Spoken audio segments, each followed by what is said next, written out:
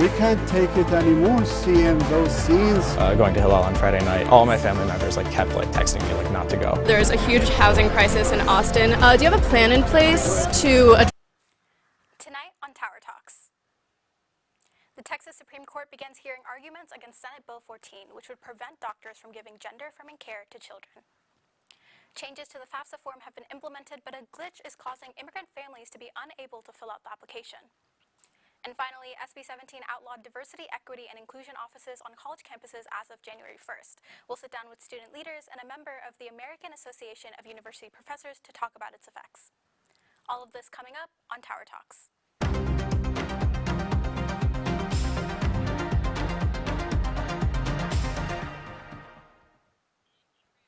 Good evening and welcome to Tower Talks, the show where we take a closer look at the stories affecting Texans, Austinites, and students right here at UT Austin.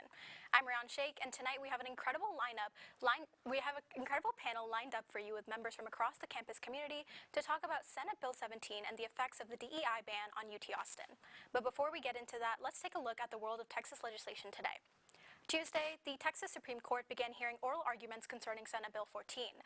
The proposed bill would prohibit doctors in Texas from providing gender-affirming care to children. If passed, those under the age of 18 in Texas will no longer be allowed to access puberty blockers, hormone therapy, and certain surgeries. Families and medical professionals have filed a suit against this bill. Kenan L. Wooten made an argument against SB 14 to a panel of justices on Tuesday. Wooten, who is representing the families who filed the suit, criticized the proponents of this bill, claiming that SB 14 is a violation of trans rights. The free application for federal student aid, or FAFSA, has been undergoing several changes meant to increase the amount of aid students are able to receive. This form has recently been made accessible to students, and some of the changes have included fewer questions on the form and making what was once called the expected family contribution into the, quote, student aid index. Families can no longer expect financial aid benefits for having multiple children in college, and parents who provided the most financial support in 2022 will now be required to file the 2024 to 2025 FAFSA. Alongside these adjustments, a glitch has been occurring in the form. The application is not allowing parents without a social security number to contribute to the form, leaving many students unable to receive financial aid. Federal officials have stated that this glitch will be fixed, but it is unknown when this form will be accessible to immigrant families. And now onto our main topic for the night. Diversity, equity, and inclusion offices have been banned on college campuses due to the passage of Senate Bill 17 by the Texas legislature. In a moment, we will sit down with our panelists to talk about the effects of SB 17 on campus. But first, TSTV News Director Sophia Kurz and I spoke to representatives from two disbanded organizations in the aftermath of the DEI ban. Let's take a look.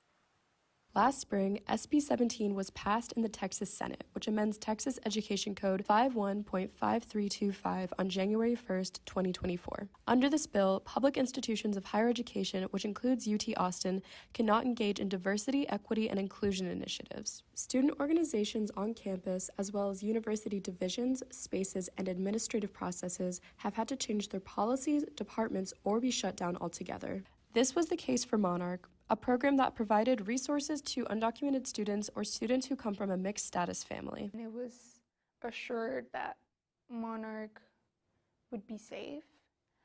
So it was very shocking once the semester started to hear, actually your program is gonna be shut down. It kind of felt like we were very blindsided because as students, we're coming and asking, are you sure? Is the program still going to be there? What's the situation? And it was just a constant assurance of, don't worry about it. It's going to be there next semester when you come back. There's going to be a budget. You're going to be able to continue doing what you do. So, yeah, it was very, very shocking. And it was done behind closed doors. There was really no transparency as to why Monarch was being shut down, besides because of SB 17. Similarly to Monarch, another program that has had to disband as a result of SB 17 is the Latina, Latinx, and Indigenous Leadership Institution, or LILY for short. The organization released a statement on their Instagram explaining their disbandment. Honestly, it's horrible because I know it's not just Lily's that's getting talked about being disband, or it was Monarch, it was, I don't know if it's others, but it's the huge one was Monarch, because I know they it was like a big hit for them just because it provided a lot for undocumented students. And it sucks knowing that, like, why are they, because I know UT's kind of like in a gray area. They're like, oh, like, we promote this and this, but they're getting rid of this and this. So it's kind of like, how can you keep your promises and, like, make us feel like a diverse community if we're banning stuff like Monarch and, like, disbanding lilies. For TSTV News, I'm Sophia Kurtz. When we come back, we speak to our panelists with varying perspectives from across our UT community. They'll give us insight into how they've been impacted by the DEI ban, the closure of DEI-related spaces and resources, and where we go from here. Stay tuned. Address this issue. Determined to start your day well? We're up bright and early. From the enriching local stories to the weather forecast later in the day. Rain or shine, at Good Morning Longhorns, we got you covered. Comprised of a studious reporting staff going lengths to get that scoop, and a talented technical team to enhance your screen visually. As a fellow Longhorn, your mornings are better with us. So start your day the Vivo way. Good Morning Longhorns, Wednesdays at 7 a.m. Central Time on TSTV.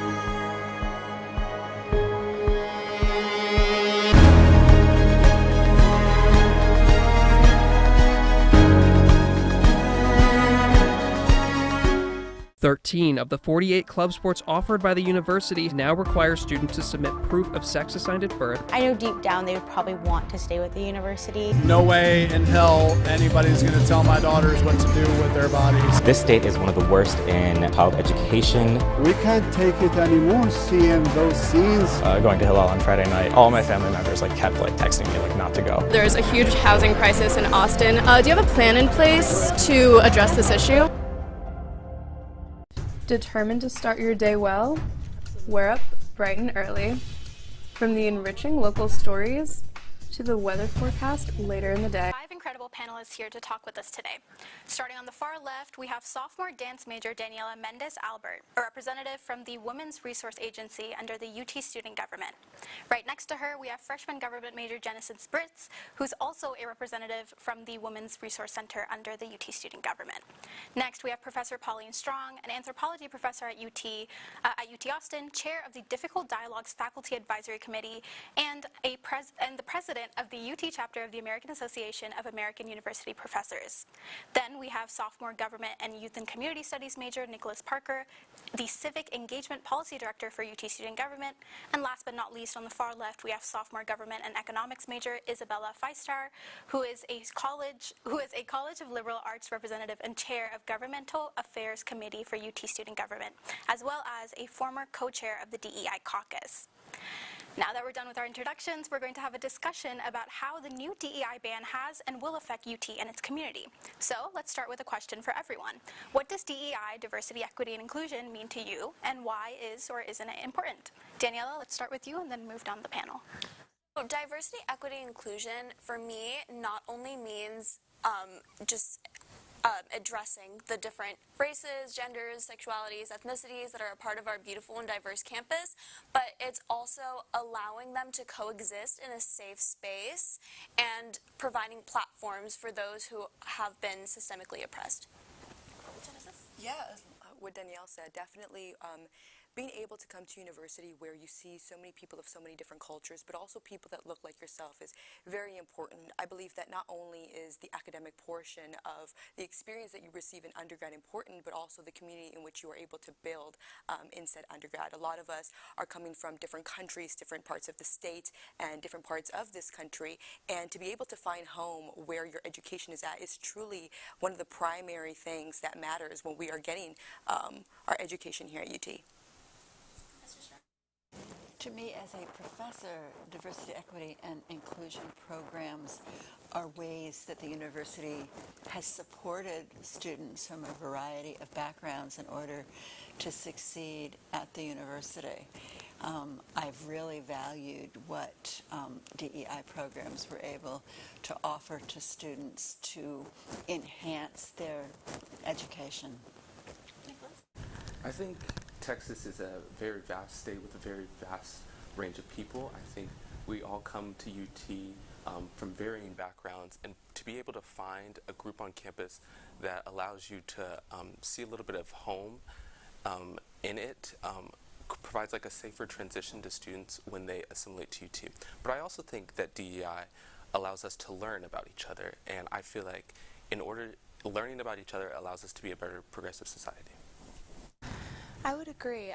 I definitely feel like diversity, equity, and inclusion programs make everyone start on equal footing if they choose to participate in them. A lot of students come from varying socioeconomic backgrounds that could give them a better chance at performing in college or a not so great chance, and DEI programs provide a really comprehensive way to balance that out. That was very insightful. Thank you, everyone. So now we're going to jump into our first topic of discussion, which is going to be about the impact of SB 17, and which is the bill behind all of this DEI ban-related things. So let's start with Bella. As a UT student government, as UT student government is associated with the university, and as a former co-chair of the DEI caucus, talk to me a little bit about how the new ban is impacting UTSG in general and what changes you've had to make as a result. Yeah, absolutely. So obviously the first thing to go was DEI-related institutions, organizations, or roles like mine, which was the co-chair of the DEI caucus. Speaking on the behalf of the caucus, caucus is a function within Assembly where students caring about specific issues can get together in an informal way to help pass legislation, and it's just a formal way to name those. We've had to remove, Google file folders relating to the caucus and basically disband it as a whole because we're no longer able to pass DEI-related legislation through Assembly because we're at risk of losing funding from the university if we do. So that's been the main impact on my role, especially as the governmental affairs chair as well, because we've taken the brunt of, I guess, how to deal with SB 17 from the very beginning. Yeah. Thank you. That was really informative. Daniela, I have the same question for you. How has SB 17 specifically affected the Women's Resource Agency within UTSG? Yes, so Women's Resource Agency, aside from the name, has historically not only served women, but has served gender minorities throughout the university. So the main change that we've had is that we can no longer advertise this aspect of our efforts. So we are the Women's Resource Agency, and we're not allowed to acknowledge other gender minorities. Additionally, all of our events and any promotions that we have for those events must state that anybody is welcome to the event, even if those events were originally supposed to be catered only toward women. For example, we had an upcoming partnership with Rec Sports called Hustle Her, where we were striving to make safe environments for women to go work out without fear of, being overshadowed by men in the gym or other safety concerns or self-conscious concerns, things like that. But now that partnership has been revoked because of the DEI ban. So it's small things like that that are affecting us, yes. And now I'll go to Professor Strong. You teach a couple of courses from cultural anthropology to feminist anthropology, and you also do work to promote academic freedom at UT, and UDS courses that involve, quote, dialogues across difference. So my question to you is, how does DEI, or now the lack thereof, in an institutional sense, impact the academic environment of a campus? So SB 17 does not affect the academic environment of the campus, and it's really important for faculty and students to realize that. When SB 17 was being considered by the legislature, there was another bill, SB 16, which was an anti-CRT bill. And if that had passed, it would have radically curtailed our ability to teach about the history of race, contemporary racial issues, theories about race, etc. But that did not even come to the floor of the legislature. So I think there's been some confusion between those two bills, and some people have thought that SB 17 affects the teaching of academic subjects. So that is not true. However, having DEI banned on campus does create an atmosphere that is much less welcoming to students from underrepresented groups.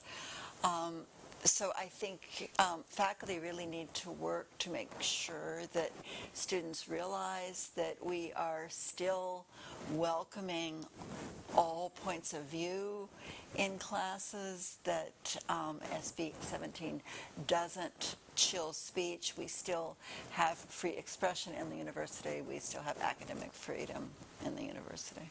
Thank you for that response. Now, Genesis, I'll go to you. As someone who's been vocal about SB 17 and DEI before the bill's implementation, how do you feel about the way that UT has handled its compliance with the bill?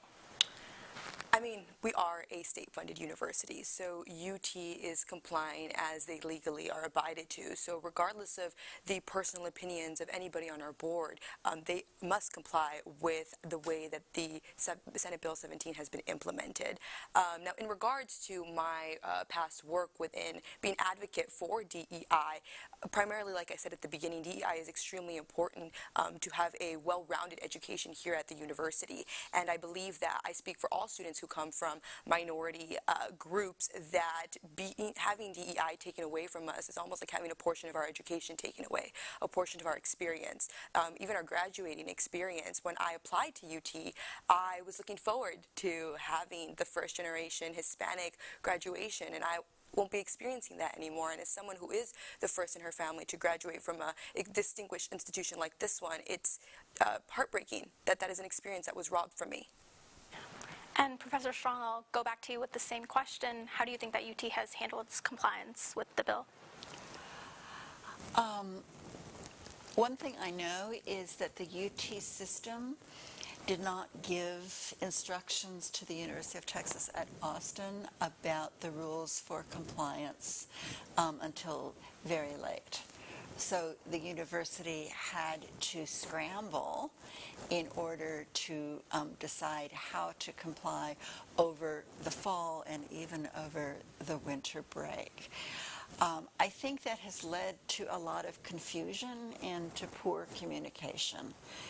When students came back to campus, they had to find out for themselves what still existed and what did not. And it was a shock to see some of the offices that had been closed and staff that were no longer available. Also, student organizations have been left on their own resources in many cases to do things that used to be provided by the university. And that's a lot to ask of students. So I think, of course, the university has to comply fully with SB 17, but I think it's been a rough transition. Right. And Nikolas, I'll go back to you to talk a little bit about UTSG. I know Bella touched on this a little, but does this ban hinder or impact your ability to pass legislation? Or in other words, is the DEI ban something that you or other UTSG members have to consider when proposing legislation? Yes, it's definitely something that we have to consider. I think Bella maybe could attest to this stronger because she's an assembly rep, but there's like, in legislation, you can't even say the words diversity, equity, or inclusion anymore. There's been organizations like Professor Strong was saying that agencies within student government that have had to have been taken away, like the QTSA, what was the Queer Trans Student Agency, it's no longer a part of student government because of the SB 17. There was a diversity agency, DIA, the Diversity Inclusion Agency. It has had to rename. I think it's now the Community Engagement and Advocacy Agency. So there's a whole bunch of things that we have to consider now in student government. And now I'm going to go to Professor Strong once more. We have a lot of student perspectives here about how the effects of this bill are and will impact them. But the American Association of University Professors at UT have also voiced their concern on social media with the university's compliance or over-compliance with SB 17. So can you tell me, as professors, why is this a topic that you're choosing to highlight and discuss, and why is it important to you? Yes. So the American Association of University Professors is a national organization dedicated to academic freedom, shared governance, and due process. And our advocacy chapter was active throughout the legislative session, trying to educate legislators about why DEI programs are essential at Texas public universities, about why a tenure system is necessary for quality education, and why the anti-CRT bill was misguided.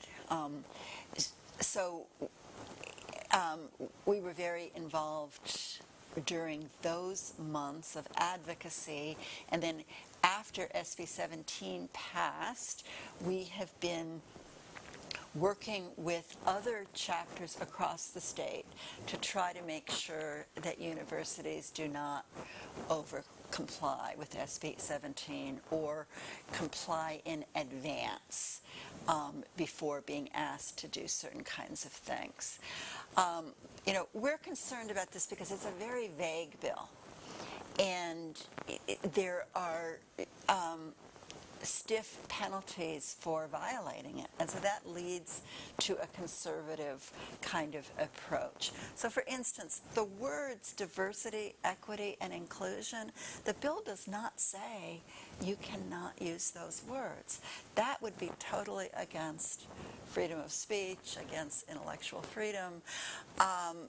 But there has been a chilling effect on account of the bill, so that even these words, I'm an anthropologist, we have believed in cultural diversity since the early years of the 20th century. So it breaks my heart for that word to be something that students are frightened to use in my class or frightened to apply to themselves. Same with equity and inclusion. These are good values. And I think the people who wanted to curtail DEI, they had particular instances of DEI in mind. They had diversity statements in mind. They had trainings in mind. But it's become much more expansive than what I think was the original goal of the bill. And speaking of over-compliance, some students are saying that the university's removal of the Monarch program, which was designed to support undocumented immigrants, isn't required under the bill under other such actions. So, Daniela, as a student, seeing these types of changes the university is making to comply with SB 17, do you think that the university's actions are in line with what the bill is requiring? As Professor Strong has stated, I do feel that the university's actions have been a slight overstep. I understand that the university is doing its best to fall within the lines of what the government has enacted, being the flagship institution of Texas, being funded by the state. However, I do feel like a lot of a lot of the things that have been enacted, such as the ending of the Monarch program, have been unnecessary in how they dealt with the DEI ban. It's such a vague statement, as Professor Strong has mentioned, and what the university has done is interpreted it in a way that has impacted so many students who rely on DEI programs. And, to that effect, some believe that this ban ultimately won't have too much of an impact on students as student organizations fill in for the gap that the DEI ban is leaving. So as a member of UTSG, Nikolas, which, UTSG falls in that interesting in-between of being led by students but not quite being a student org, what do you think? Do you think that regular student orgs can fill in for that gap that SB 17 leaves behind? I think regular student orgs, they need to step up. I think this is their time. Student government, we are in a hard place right now where it's really hard for us to do anything because we are funded by the university, which is funded by the state, and so it makes it very hard for us to do anything that we may want to do, and it makes us sometimes look complicit. But I think that student orgs that aren't funded by this university should step up and should speak their mind and tell us what they're thinking so that it's known and that it doesn't look like that we're just suffering in silence. Well, thank you for that insight, everyone. When we come back, we'll talk about the impacted centers at UT and the future of DEI. Rain or shine, at Good Morning Longhorns, we got you covered. Comprised of a studious reporting staff going lengths to get that scoop, and a talented technical team to enhance your screen visually. As a fellow Longhorn, your mornings are better with us. So start your day the Vivo way. Good Morning Longhorns, Wednesdays at 7 a.m. Central Time on TSTV.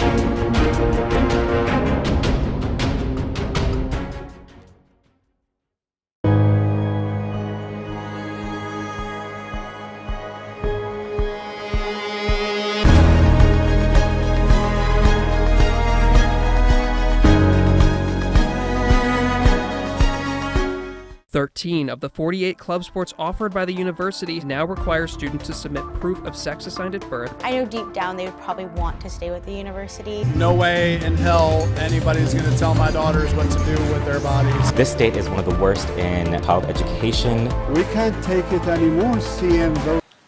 Now we move into our second topic of discussion, the closure of centers and loss of resources. We've seen many institutions renamed or even shut down at UT. The Gender and Sexuality Center was replaced with the Women's Community Center and will no longer offer LGBTQ+ programming. The Office for Institutional Equity became the Center for Access and Restorative Engagements, and the Multicultural Engagement Center was entirely shut down.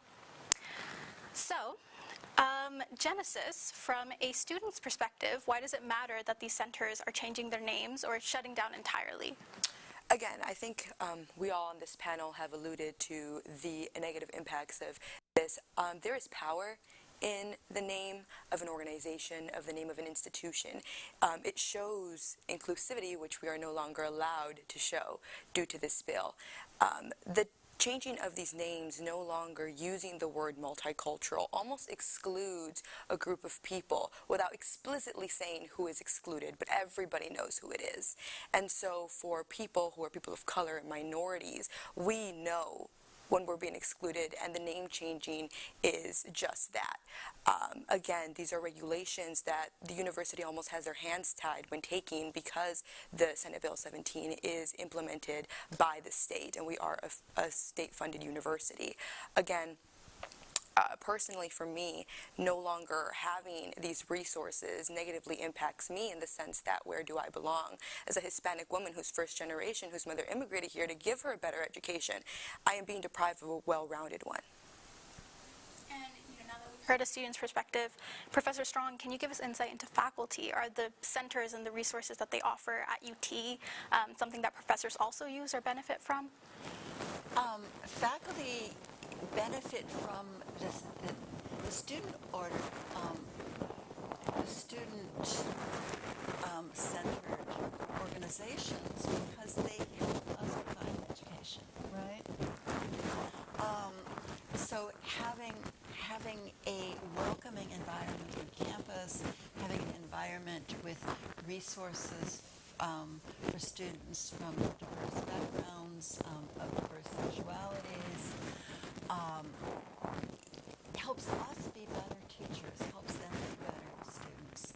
We also are very aware that UT has made great strides in welcoming students of all backgrounds. We just became a Hispanic serving institution, officially recognized as a Hispanic serving institution. We know that we still need to attract more African Americans, more Native Americans to campus, and the climate around DEI only makes that harder. We're also concerned that Texas is a national laboratory, that these are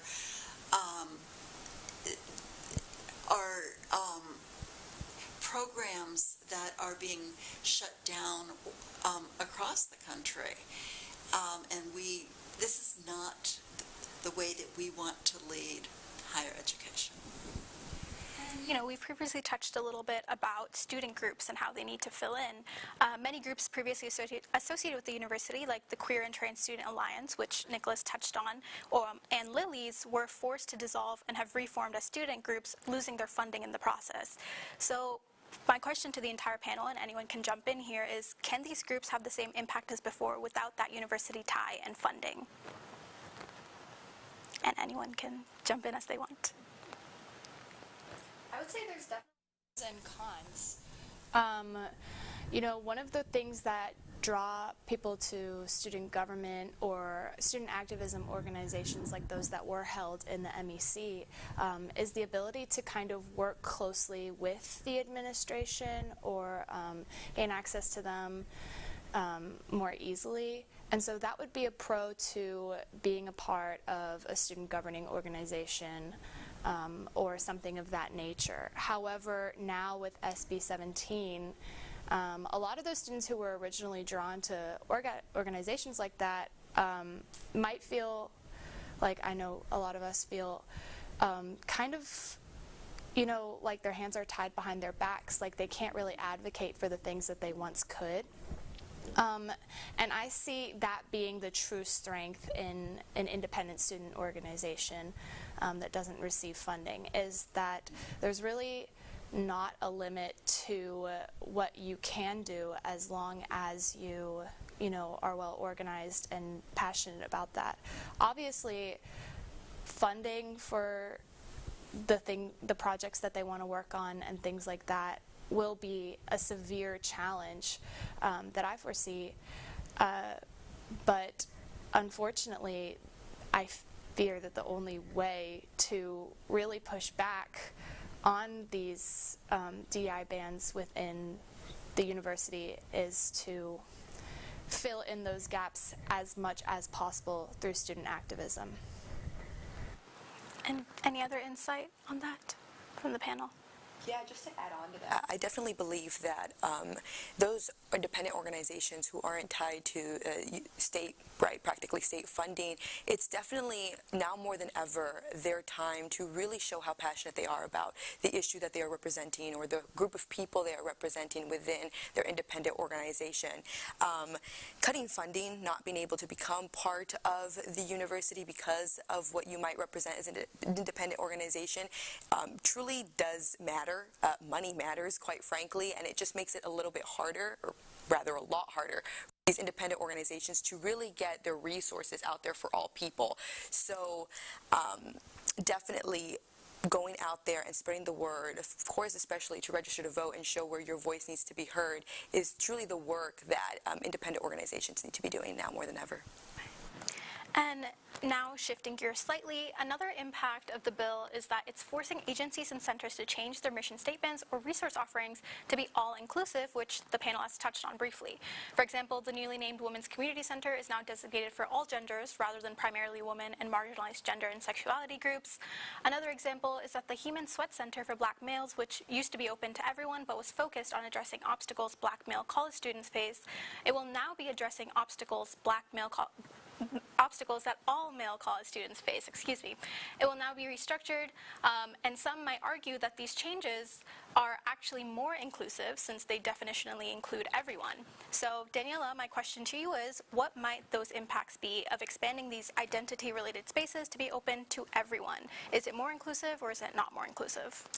I think this is a very interesting question, and we've seen a bit of this in recent events, starting from, I don't want to get too heavy here, but speaking about things like all lives matter. It's that same kind of language that we're using. If you're including everybody, inherently it's more inclusionary. Everybody is welcome. However, it detracts from the purpose of these programs, of these centers, of these organizations, which is to provide safe space and community for people who are marginalized, who are oppressed in our community. So essentially, adding people who are not part of these communities takes away from this, with their original functions, and it just makes them less valuable in that sense. And building off of that, I have a similar question for the whole panel. Rather than talking about spaces, talking about resources, like with the Heman Sweat Center. Is expanding the resources available in these centers to prioritize everyone a net good or a net harm? And anyone can jump in here. I mean, I'll start. I think it's a net harm. I think these centers and organizations were set up to address real needs, and people address those needs creatively and passionately, offering services to people who have historically been outside of the mainstream. So I think losing those spaces is definitely a net harm. I'd like to add on to that, like Danielle was mentioning. Now, in the original question that you asked her, you asked if this is more inclusive, correct? And quite frankly, anybody who says that removing these names or not allocating these specific resources to minority groups is more inclusive clearly doesn't know American history. Because for a very long time, Hispanics, African Americans, Asians, anybody who wasn't Caucasian was excluded from education, was excluded from being able to enter certain spaces. So that's why these specific groups were created. They were created in order to try to level out the playing field for all people to be able to have the exact same. We're not there yet. As a state, as a country, as an institution, quite frankly, now more than ever, we are simply not there yet. So these resources allocated to specific groups, to women, to minority women, to black men, to immigrants, these resources are allocated because even now in 2024, our position within society, economically, socially, and education, academic-wise, it is not the same. So when you take away these resources, you are putting us back to be able to level out the playing field. It's simply not about equality. I feel like a lot of people don't actually know what that word means. It's about equity, to level everything out so that we all have an equal opportunity. And anyone to? Yeah, I would just like to add on, these spaces, in their original intent, they may not have been for everyone, but they do benefit the greater learning environment of UT as a whole. When you give a space for diverse groups of people to feel comfortable and on the same playing field in their learning environment, you're giving a space for everyone to interact on the same playing field, relate to each other, and form a better understanding of the diverse cultural fabric that makes up Texas. So taking away these spaces is definitely, I think, is going to harm the ability for classrooms to be more diverse, to have better discussions with each other about what it means to be parts of different cultures. And overall, I think it's going to really, really deplete you know, what our campus looks like on the level of everyone relating to each other, feeling comfortable with each other in both an academic environment and just from a day-to-day in student life. I would say, I feel like this has been like a very negative, but while it is a very negative, I want to shed like some light on the situation. So to your original question, the Human Sweat Center for Black Males, it's named after Human Sweat, who was a black man who applied to the UT Law School, and he they didn't want to admit him because he was a black male. The case went all the way to the Supreme Court. Sweat v. Painter was the case. And I feel like this isn't the first time we've seen something like this. Like it was mentioned before, there's been segregation, Jim Crow, you know, affirmative action recently, and now DEI. People, I feel, will find a way, while it may take time, since it looks like society's like regressing and regressing and regressing. I feel like we as a society have to come together, and we will come together, minorities, women's, all type of people, to progress and to show that we will be heard and that we can't be silenced or censored. And thank you so much. That was very, very insightful and a great discussion. As we kind of come to the end of our panel, we're going to move into our final topic, which is about the future of DEI, which Nikolas kind of alluded to. In the past month, we've seen lots of changes and impacts on the tail of SB 17 coming into effect. Lots of organizations are in alert, trying to figure out how to move forward, and students are taking action in different ways. For example, Lily is taking the semester off as they've reorganized the group, and the student group Rooted, a student org for immigrant students, put out a demand for the university to reinstate the Monarch program, and is assuming the program's responsibilities in the meantime. So this is where we are now. So with all that information and the discussion we've had today so far, I have a final two-parter question for all the panelists. Are you hopeful or nervous about the future of how this ban will affect our campus? And second, do you believe that students can adequately fill in, or does the university need to step in some way at some point in time? This time, let's start with Bella and then move down the panel. Absolutely. I'm definitely nervous for what the future holds, because we're taking away an integral part of our university that has been around, like the MEC has been around for many decades now, and it's something that people really expect to see when they come to our university. It's also something that contributes to the overall level of education at our university, and I fear that if this bill were to continue and students were unable to fill in those spaces, we might fall behind on a national scale compared to other public universities in states that don't have bills like these. I am hopeful that students are able to fill in these gaps, because now is the time for us to take action and be passionate about what we care about. Student voices, a lot of us feel like maybe we're not heard, but I really, really implore you to make your voice heard, join an organization that might be able to help fill in these gaps, and also remember to vote. There is a reason that this bill is in effect, and it's because our state legislature made it so. Hold your elected officials responsible for writing this bill, for voting on this bill, and for eventually passing this bill. There's a process for these things, and there's a way to get these things repealed as well. If students are more politically active, if they pay more attention to what's happening in the state legislature, which is down the street from our university, I think we can start to see some real change, and I really hope that we might be able to see that this election year. Well, I feel like Bella really said everything that I wanted to say, but I'll just echo everything that she said. Definitely, I feel that this is a somber time on campus.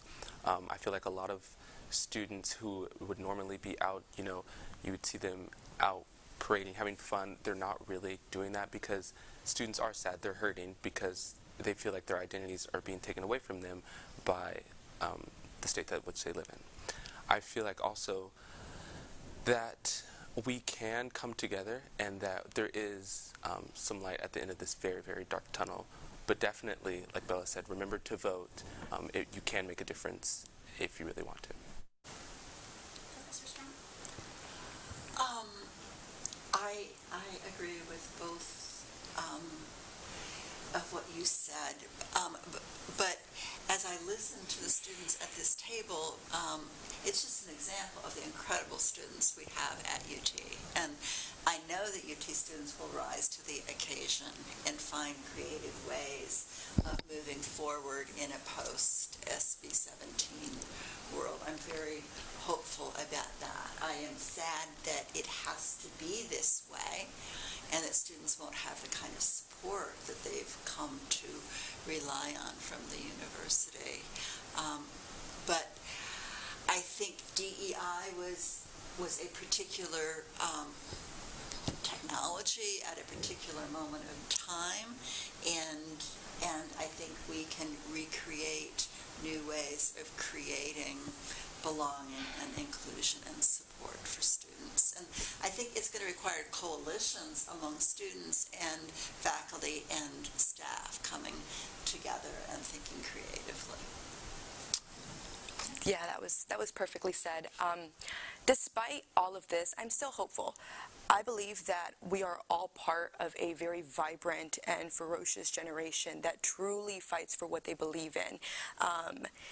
And that gives me hope, genuinely. We are a generation of students on campus that have never taken no for an answer, and despite censoring or attempting to censor diversity, inclusion, equity by the state of Texas, that isn't going to stop having a diversity and inclusive and equitable campus, because us as a community of students, we make it that so. And so, of course, independent organizations need to come up and unfortunately have to take place of the portion in this that we wish that as student government we could, but definitely extremely hopeful for what's to come. I know that, like she mentioned, like Bella mentioned, voting is extremely important. There is a reason why we got here to begin with, and it's because a lot of young people don't go out and vote, quite frankly. A lot of people don't know what to vote for, don't know what election is coming up. And so I'd like to tell y'all that you have until midnight to register to vote today if you haven't for the primary. Early voting starts February 20th and runs down to March 5th. So go ahead, go register to vote on Speedway. Speaking independently from student government, I am part of University Democrats. We are all VDR certified and more than willing to stay out there till midnight to register you to vote.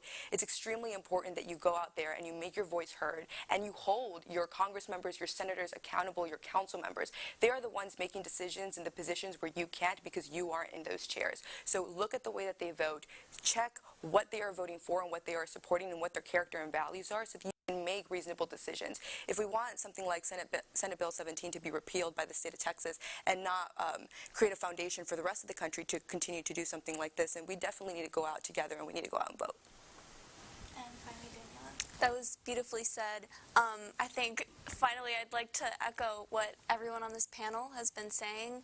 Of course, it saddens me that we need to be finding new ways to name these organizations, these centers. These things are closing down, but I do have hope that as a collective, as students, as professors, we come together to make this campus an equitable place of learning. That's ultimately the goal of UT Austin, is to provide an education for people of all walks of life. And I think that now that the university itself isn't providing that window of opportunity, us as students need to step up. And I have hope that we will. As Genesis mentioned, we are a bright generation full of creative and strong-minded individuals who have their sights set on a goal and will do anything to reach that goal. So I'm very excited for what's to come. Perfect. I couldn't have thought of a better way to end our show. Thank you all for coming on. I really appreciate it, and we had an incredible discussion today. You can find an exclusive extended conversation about DEI, and more specifically the closure of the Monarch program, on YouTube. But tune in next week to hear